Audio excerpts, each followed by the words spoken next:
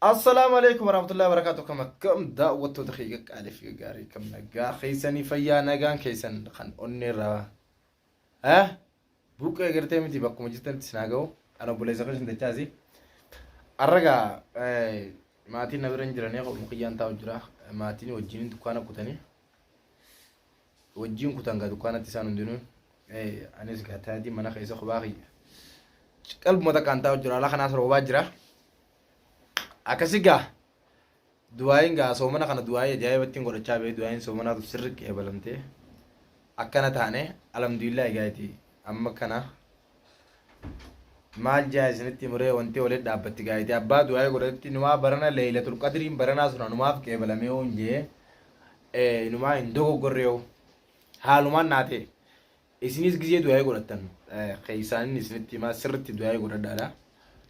sirritti jechuun du'aa eegaa godhatan adda baafadha du'aa waan godhatan san waan itti godhatan sanis ijaallalaa du'aa itti godhadha waan itti godhatan san akkumatti qalbiidhaan qalbii hin faffacaasinaadha qalbii hiraa du'aa yaa rabbi nuul keessatti yaa rabbi waan akkana akkanaatiin fedha yaa rabbi waan akkana akkanaa naa kanni yoo jaartii kanaatiin fedha yaa rabbi naa kanni yoo jaartii lama fedhes yaa rabbi an jaartii lamaan fedha jaartii lama naa kanni yaa rabbi abulu san irraa hin jaalatina qabdi yaa rabbi san leerannaa dabalii laa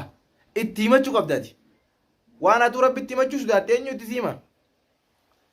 sirritti itti madda waan feetan yoo barbaadde yaa rabbi barana makiinaan bituu qaba yaa rabbi na bichisiisi laa hafuun qabdu isin galte maaliif hafti du'aayee addaaniif jalaa nambisina akka hortan du'aayee sirritti du'aayee godhadha ka jaartii lama fedhu san jaartii lamaan fedha yaa rabbi jaartii lamaan fedha du'aayeen tii gartee yaa rabbi narraa ol fuudhi maqbuul naa godhi lakki akkana hin jenne du'aayeen tii hoggisuun sii qabalamte akkuma teessee qalbii faffacaaftee makarama fayyee deemtee aadaan akkanumatti eessa taati du'aayeen akkana inta du'aa akkana du'aa goo gortu waan akkana akkanaatiin fedha way du'aa godhaa akkanatti yoo akkas taate malee du'aa kee balamtuti narraa fakkeenyi fudhaa ani fakkeenyi isin haa ta'u